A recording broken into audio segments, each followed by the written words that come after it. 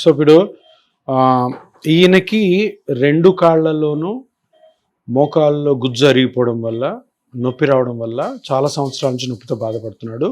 ఈరోజు మనం చేసేది ఈయనకి లాస్ట్ పిఆర్పి, అంటే మొత్తం 3 పిఆర్పిలలో లాస్ట్ సిట్టింగ్ అనమాట. లాస్ట్ సిట్టింగ్లో మనము ఈ 2 కాళ్ళకి పిఆర్పి చేస్తున్నాం. పిఆర్పి చేసే విధానము, ఆయన బ్లడ్ తీసుకొని ఇది మన మిషన్లో మన ల్యాబ్లో పిఆర్పి ప్రిపేర్ చేసిన తర్వాత మీకు ఈ ఎల్లోగా పచ్చగా కనపడుతుంది కదా, దీంట్లోని కింద భాగం తీసుకోవాలన్నమాట. ఇది మొత్తం తీసుకోకూడదు. ఇక్కడ మనకి 10 ml అని ఒకటి, 5 ml అని ఒక గ్రేడింగ్స్ ఉంటాయి, అంటే లైన్స్ ఉంటాయి. మనం ఆ కింద భాగంలో ఆ గ్రోత్ ఫ్యాక్టర్స్ అని పుష్కలంగా ఉంటాయి అన్నమాట. సో అక్కడి నుంచి తీసుకోవాలి. సో అక్కడి నుంచి ఇప్పుడు మనము ఆ పిఆర్పిని తీసుకుందాం. దీన్ని హై డెన్సిటీ పిఆర్పి అని కూడా అంటారు. ఎందుకంటే ఎక్కువ ప్లేట్లెట్స్, ఎక్కువ గ్రోత్ ఫ్యాక్టర్స్ ఉన్నాయంటే ఫాస్ట్గా కార్టిలేజ్ డెవలప్ అవుతుంది, ఫాస్ట్గా నొప్పి తగ్గుతుంది, ఫాస్ట్గా యాక్టివిటీస్ పెరుగుతాయి, ఫాస్ట్గా మన పని మనం చేసుకోవచ్చు అనమాట. సో అందుకని హై డెన్సిటీ పిఆర్పిని ఇప్పుడు తీస్తున్నాం అనమాట. సో ఇది మనం తీసుకున్నాము. ఈ కింద నల్లగా ఉంది చూసారా, కింద నల్లగా ఉంది అంటే ఆయన బ్లడ్లోని ఆర్బీసీ అనమాట, ఎర్ర రక్త కణాలు, అవి తీసేసి ఇవి మనకొద్దు, పైనదే కావాల్సిందనమాట. సో మనం ఇప్పుడు ఇక్కడ నుంచి పిఆర్పి తీసుకుంటున్నాం. ఇది సో ఇది హై డెన్సిటీ పిఆర్పి అంటాము. ఈ హై డెన్సిటీ పిఆర్పిని ఇప్పుడు ఈయన మోకాల్లో చాలాసార్లు మనం అనుకుంటుంటాం. పిఆర్పి మీద ఉన్న అపోహ ఏంటంటే బ్లడ్ కొంచెం తీసుకొని పేషెంట్ దగ్గర దాన్ని ప్రాసెస్ చేసి అందులో ఎన్ని ప్లేట్లెట్స్ ఉన్నాయి, ఎన్ని గ్రోత్ ఫ్యాక్టర్స్ ఉన్నాయి అన్ని తెలియక గుడ్డిగా తీసుకొని మెషినరీ ఏమి యూజ్ చేయకుండా, అంటే మనం ఎక్కడ పిఆర్పిని వదులుతున్నామో ఐడియా లేకుండా ఊరికే కొంతమంది డాక్టర్లు మోకాల్లో ఇంజెక్ట్ చేస్తుంటారు. అప్పుడు ఏం జరుగుతుందంటే ఎక్కడైతే పిఆర్పి పడాలో, ఎక్కడైతే ఈ గ్రోత్ ఫ్యాక్టర్స్ రిలీజ్ అవ్వాలో అక్కడ రిలీజ్ కాకుండా నార్మల్ ప్లేస్లో, అవసరం లేని ప్లేసుల్లో ఇది పడడం వల్ల ఆ పిఆర్పి పని చేయదు అనమాట. అందుకని కొంతమంది సార్ నేను పిఆర్పి చేసుకున్నాను సార్ పని చేయలేదు అంటుంటారు. సో మనం చేయాల్సింది ఏంటంటే ఇప్పుడు చూడండి 2 మిషన్స్ ఉన్నాయి ఇక్కడ. ఇది ఒక అల్ట్రాసౌండ్ మిషను, ఇది ఫ్లోరోస్కోప్ మిషన్. ఈ రెండిట్లో చూసి కరెక్ట్గా ఎక్కడైతే గుజ్జు జరిగిపోయిందో అక్కడ మనం వెళ్ళామో లేదో కనుక్కొని దాన్ని కనుక్కోవడానికి కూడా ఒక కాంట్రాస్ట్, అంటే ఒక డై ఇంజెక్ట్ చేసి అప్పుడు మనము పిఆర్పిని ఆ గుజ్జు ఎక్కడైతే ఎక్కువ ఎరిగిందో అక్కడ వదలడం ద్వారా మంచి రిజల్ట్ వస్తుంది అనమాట. ఇప్పుడు అదే నేను చేయబోతున్నాను. ఇప్పుడు చూడండి ఈ రెండిట్లో 2 మోకాళ్ళలో ఆల్రెడీ లోకల్ అనెస్థీషియా ఇచ్చి పెట్టాం. ఎందుకంటే చిన్న ఇంజెక్షనే, ఆ ఇంజెక్షన్ నొప్పి కూడా లేకుండా ఉండేదానికి ఫస్ట్ అక్కడ లోకల్గా మత్తు ఇచ్చి ఇప్పుడు ఏ నొప్పి లేకుండా మనము ఈ మెయిన్ నీడిల్ని పెడతాం అనమాట. చూస్తూ ఉండండి.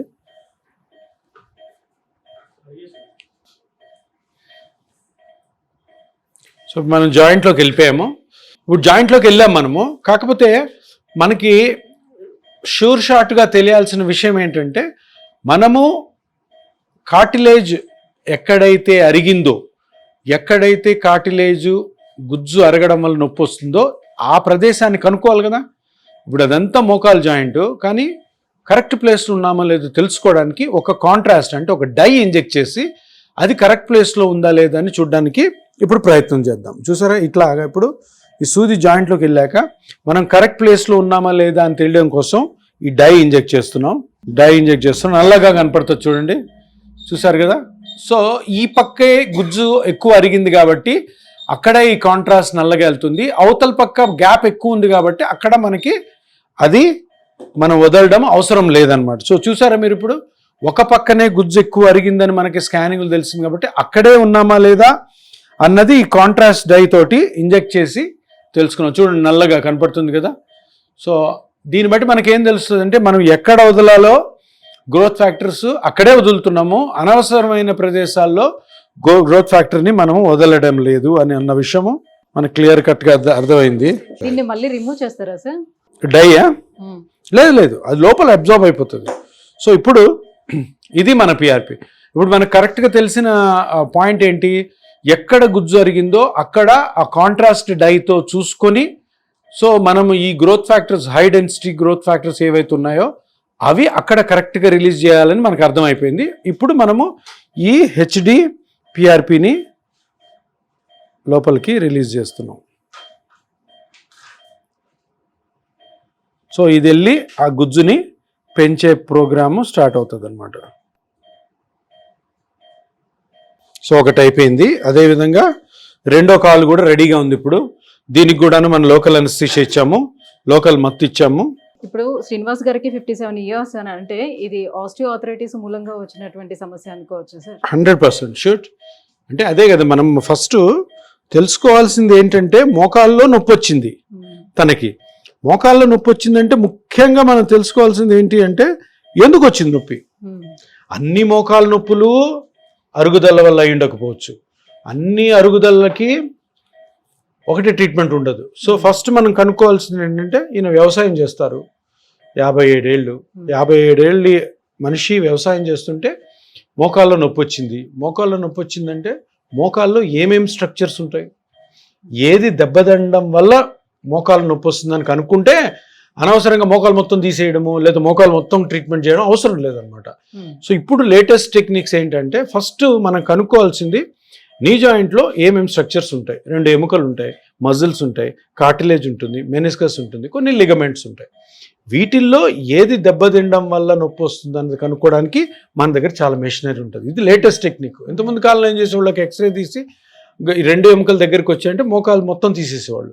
ఇప్పుడు అది అవసరం లేదనమాట. సో ఏ స్ట్రక్చర్ అయితే డ్యామేజ్ అయిందో పెయిన్ జనరేటర్ అంటారు, దాన్ని కనుక్కొని అది ఎంత మోతాదులో డ్యామేజ్ అయింది స్కానింగ్ ద్వారా తెలుసుకొని దాన్ని మెజర్మెంట్స్ చేసుకొని అది ఈ లోపల పక్క, పై పక్క, సైడా, వెనకాల కనుక్కొని అక్కడ high density PRP, growth factor therapy చేయడం ద్వారా అది రికవర్ అయ్యి నార్మల్ అవుతుంది అనమాట. దాని తర్వాత జాగ్రత్తలు తీసుకుని దాన్ని మెయింటైన్ చేసుకోవాలి. అర్థమైందా? సో మోకాల్లో నీరు చేరడం అంటే ఏంటి సార్? ఏ కారణాల వల్ల చేరుతుంది మోకాల్లో నీరు చేరింది అంటే 2 ఎముకలు రాసుకోవడం వల్ల మధ్యలో గుజ్జు అరిగిపోయి 2 ఎముకల మధ్యలో గ్యాప్ ఉంటుంది. ఇట్లా ఆ గ్యాప్ పోయి 2 ఎముకలు రాసుకుంటే అక్కడ బోన్ మీద సైనోవిల్ లైనింగ్ అని ఒకటి ఉంటుంది. ఆ సైనోవిల్ లైనింగ్ చాలా సెన్సిటివ్ అనమాట. అది ఇన్ఫ్లేమ్ అయిందంటే నీరు వస్తుంది. అందరిలో మళ్ళీ రాదు. కొంతమందితో చాలా గుజ్జు అరిగిపోయి భయంకరమైన నొప్పి ఉండగా నీరు ఉండదు. కొంతమందిలో కొద్దిగా గుజ్జు అరిగి చాలా నీళ్లు ఉంటాయి. అదే వాళ్ళ బాడీ తత్వాన్ని బట్టి ఉంటుంది. ఒకవేళ యంగ్స్టర్స్ లో అలాంటి ప్రాబ్లం వచ్చిందంటే కాజ్ ఏమై ఉండొచ్చు? యంగ్స్టర్స్ లో ఎక్కువ దెబ్బలు, అది స్పోర్ట్స్ వల్ల అవ్వచ్చు, యాక్సిడెంట్స్ వల్ల జనరల్ గా వాళ్ళు, లేదు ఇంకా ఎక్కువ ఎక్సర్సైజ్ చేయడం, జిమ్ములు చేసే వాళ్ళ వల్ల కూడా అది రావచ్చు అనమాట. సో చూసుకోవాలి మనం ఇంజురీ దేనివల్ల వస్తుంది, ఇంజురీ ఎక్కడ ఉంది అన్నది తెలుసుకోకుండా చేస్తే రాంగ్ ట్రీట్మెంట్ అవుతుంది. సో అలా వచ్చేటప్పుడు ఖచ్చితంగా సర్జరీకి వెళ్ళాల్సిన నెసెసిటీ అసలు ఎంత? సర్జరీ అన్న దాని గురించి ఫస్ట్ మర్చిపోండి. ఫస్ట్ ఆఫ్ ఆల్ చేయాల్సింది ఏంటంటే ఎందుకు వస్తుంది నొప్పి. అన్నిటికీ సర్జరీ మార్గం కాదు, కొన్నిటికి సర్జరీ అవసరమే. కానీ ఇప్పుడు లేటెస్ట్ టెక్నిక్స్ ప్రకారము చాలా మటుకు సర్జరీ లేకుండానే ట్రీట్ చేయొచ్చు. సర్జరీని ఎప్పుడు మనసులో పెట్టుకోకూడదు. సర్జరీ కాకుండా ఎన్నో విధానాలు ఎన్నో దశాబ్దాల కాలం నుంచి ఉన్నాయి. అవి ఎవరు బయటికి తీసుకురాలే, ఇప్పుడు వచ్చినాయి అప్పుడు ట్రీట్మెంట్లు. సో ఫస్ట్ చేయాల్సింది సర్జరీ లేకుండా ఆ డ్యామేజ్ అయిన పార్ట్ని మనము ట్రీట్ చేయగలమా లేదా అన్నదాన్ని కనుక్కోవాలి. ఇప్పుడు చూడండి, మళ్ళీ ఇప్పుడు ఈ జాయింట్లో కూడా వెళ్ళాను. ఈ జాయింట్లో కూడాను ఆ డై ఇంజెక్ట్ చేసి చూస్తున్నారు కదా, అక్కడ నల్లగా కనపడతా ఉంది. సో ఇక్కడేముంది, ఈ పక్క అరిగింది కాబట్టి అక్కడే అది స్ప్రెడ్ అవుతుంది, అక్కడే మనకి అది కావాలన్నమాట. సో అక్కడే మనము గ్రోత్ ఫ్యాక్టర్ రిలీజ్ చేయాలి. షూట్ చేస్తున్నప్పుడు మీకు పెయిన్ ఏమైనా తెలుస్తుందా? సో ఇది కూడా నీట్గా అయిపోయింది. సో ఇప్పుడు ఈయనకి ఎక్సర్సైజులు చెప్పించి జాగ్రత్తలు చెప్పి మళ్ళీ నెక్స్ట్ సిట్టింగ్కి రెడీ చేస్తాం అనమాట. సో ఎంతసేపటి వరకు ఇక్కడ హాస్పిటల్లో ఉండాల్సిన నీడ్ ఉంటుంది? ఒక హాఫ్ అన్ అవర్ అబ్జర్వేషన్ పెట్టుకొని ఎక్సర్సైజ్ చెప్పి ఆయన ఏమన్నా తప్పులు చేస్తున్నారేమో అవి కరెక్షన్ చేసి టాబ్లెట్స్ ఏం పెట్టాలో చెప్పి, ముఖ్యంగా మనం గమనించాల్సింది అంటే ఒక పిఆర్పి ట్రీట్మెంట్ సక్సెస్ అవ్వాలంటే కరెక్ట్గా బ్లడ్లోని పిఆర్పిని ఎక్స్ట్రాక్ట్ చేయడము, కరెక్ట్ పద్ధతితో కరెక్ట్గా ఏ పార్ట్ అయితే డ్యామేజ్ అయిందో అది కనుక్కోవడము స్కానింగ్ మిషన్స్ ద్వారా, కరెక్ట్గా తీసుకున్న పిఆర్పిని లేదా గ్రోత్ ఫ్యాక్టర్ థెరపీని కరెక్ట్ ప్లేస్లో వదలడం. ఓకే. ఇప్పుడు ఇదంతా మోకాలే. ఇప్పుడు నేను గుజ్జు ఇక్కడ అరిగింది కాబట్టి అక్కడ వదిలాను, అది ఇక్కడ వదిలితే వేస్ట్, No use. ఇక్కడ వదిలితే వేస్ట్, ఇక్కడ వదిలితే వేస్ట్. బూడిదలో పోసిన పన్నీర్ అంటారు చూడు, అట్లా పోతుంది అనమాట. సో కరెక్ట్ ప్లేస్లో వెళ్ళాలా. ఇది టెక్నిక్ వైజ్. దీని తర్వాత ఏం చేయాలా, ఇవన్నీ ఫాలో అవ్వాలి మనం. కరెక్ట్గా ఉన్నారా లేదా. ఇప్పుడు వ్యవసాయం చేశాను, ఎంతసేపు పొలంలోకి వెళ్ళాలనిపిస్తుంటుంది, చేయాలనిపిస్తుంటుంది. సో సాగర్ నుంచి నీళ్ళు వస్తున్నాయి లేదా, కెనాల్లో వాటర్ వస్తుంది, ఎప్పుడు వస్తుంది, వానలు పడుతున్నాయి, ఇదే టెన్షన్లో ఉంటారు రైతులు.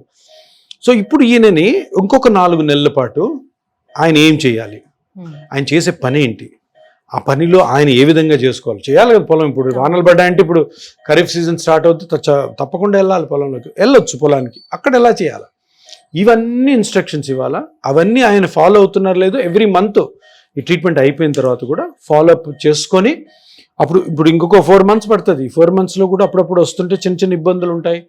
ఆ ఇబ్బందులన్నీ కూడా స్కానింగ్ చేసి కనుక్కుంటుంటాం. ఇబ్బంది రాకపోవచ్చు, బట్ 4 months తర్వాత మంచి రిజల్ట్ వస్తుంది. ఎప్పుడు ఇవన్నీ కరెక్ట్ గా ఫాలో అయినప్పుడే. సో ఇప్పుడు మోకాల్లో ఇచ్చారు కాబట్టి ఇమీడియట్ గా నడవడం వల్ల ఏమైనా ఇబ్బంది ఉంటుందా? ఇమీడియట్ గా మామూలుగా నడుచుకుంటూ వెళ్ళిపోవచ్చు, ఏం కాదు. ఎక్కువ నడవకూడదు, అతిగా ఏ పని చేయకూడదు.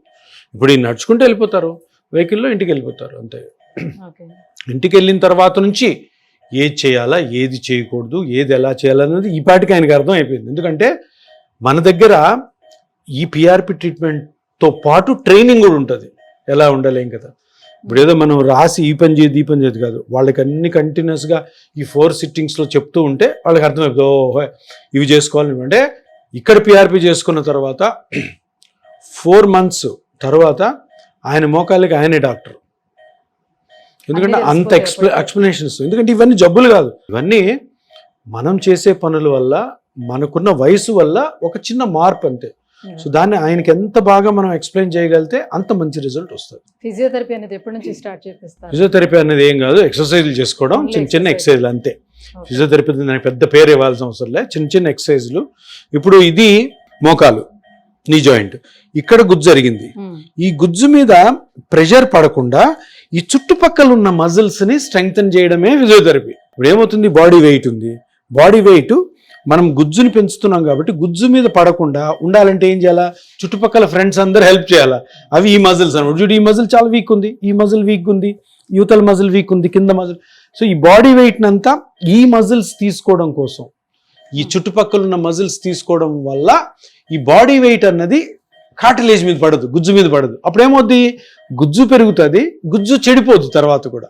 సో అదే మనం ఎక్సర్సైజ్లు అనగానే మనం ఏదో అనుకుంటుంటాం, ఏం లే, గుజ్జు అరిగింది ఒక పాయింట్లో, చుట్టుపక్కల ఉన్న మజిల్స్ని స్ట్రెంగ్తన్ చేస్తే గుజ్జు మీద బరువు పడకుండా గుజ్జు పెరుగుతుంది, ఫ్యూచర్లో చెడిపోకుండా ఉంటుంది. ఈ కాన్సెప్ట్, ఈ సైన్స్ తెలుసుకోవాలి ఎవరైతే డాక్టర్లు చేస్తున్నారో, పేషెంట్ కూడా తెలుసుకోవాలి.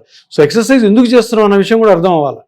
సో అలా చేయడం ద్వారా ఈ ఇండైరెక్ట్గా ఈ మజిల్ స్ట్రెంగ్తన్ చేసుకొని దాని మీద ప్రెషర్ పడకుండా చూసుకుంటారు. ఇప్పుడు మీరంటే అనస్థీషియా ఇచ్చారు కాబట్టి, సో ప్రెసెంట్ తనకి పెయిన్ ఏం తెలియకపోవచ్చు, ఆఫ్టర్ దట్ ఏమైనా ఒక 24 hours అట్లా పెయిన్ ఏముండదు, చిన్న, ఇప్పుడు మనం ఇక్కడ ఇంజెక్షన్ వేసుకుంటే కొంచెం నొప్పి ఉంటుంది, అలా ఉంటుంది.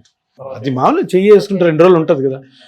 ఇక్కడ మనం అనస్థీషియా ఇచ్చాం కాబట్టి టిష్యూ డ్యామేజ్ కూడా కొంచెం తక్కువ ఉంటుంది, చిన్న నీడిల్ కాబట్టి అంత పెద్దగా ఉంటుంది. కొంతమంది ఓవర్ సెన్సిటివ్ ఉంటారు, వాళ్ళ కోసం చిన్న టాబ్లెట్ పెడతాం, 2 రోజులు వేసుకొని ఆపేయమంటారు.